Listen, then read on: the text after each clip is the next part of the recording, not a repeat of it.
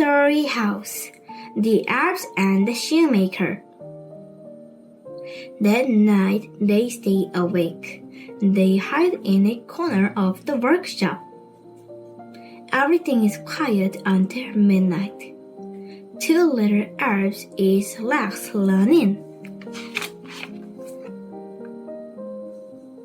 They show the letter quickly and quietly. The first elf says, "The shoemaker and his wife are kind." The second elf says, "Yes, I'm happy we can have them." The elves finish the last pair of shoes. Then they disappear through the door. The shoemaker and his wife are surprised. They want to thank the elves. The shoemaker says, "How can we thank our two helpers?" His wife says, "Let's make them some nice clothes." The wives make little shoes for the elves. The shoemaker makes two little pairs of shoes. That night, the shoemaker put the clothes and shoes on the table. Then he and his wife hide again. The elves come and see their new clothes and shoes. They put them on and dance. The elves dance outside and down the street. The shoemaker and his wife smile. The magic have gone, but now they can make pretty shoes too. The same selfish giant. Every day after school, all the children used to go and play in the giant's garden. It was a very large and lovely garden. It had a carpet of soft green grass. There were many beautiful flowers all over the grass. They looked like bright, colorful stars. There were also 12 peach trees that broke out into pretty blossoms of pink and pearl in the springtime.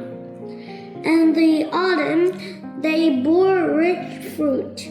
The birds would sit on the trees and sing as sweet as angels. The children used to stop their games to listen to them. They would say, "How happy we are here." The one day the giant came back. He was away on a long trip. He went to visit his friend, another giant, and stayed with him for 7 years. During the 7 years, the giant yet all that he had to say, saw all that he wanted to see, and did all that he needed to do. And so he decided to return to his own castle. Then the spring came. All over the country, trees and flowers were blossoming.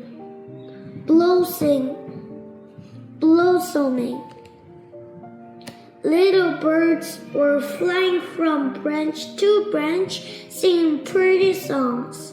But in the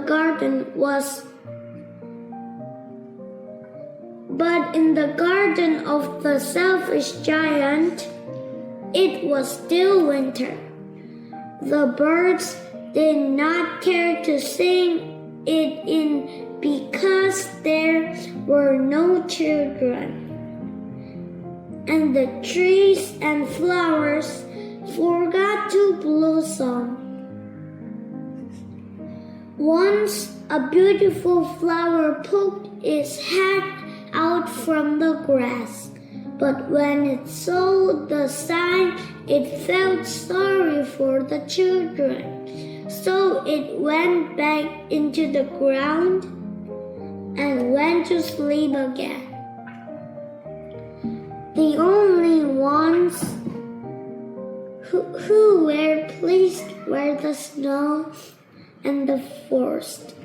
Spring has forgotten this garden, they cried, so we don't have to ever leave here. We can stay here forever. They start to laugh with joy. The snow covered of the green grass with her great bright clock. The forest painted all the trees silver. Soon the once colorful garden with soft green grass became a cold snowy field. There was no more flowers, no more fruit, and no more singing birds. They decided to invite another friend. They asked the north wind to stay with them, and he acted their information. The north wind was wrapped in thick furs. He flew around and roared all day about the garden. He blew and blew until he was happy. Finally, he said, "This is a wonderful spot. We must ask the hill to drop by for a visit."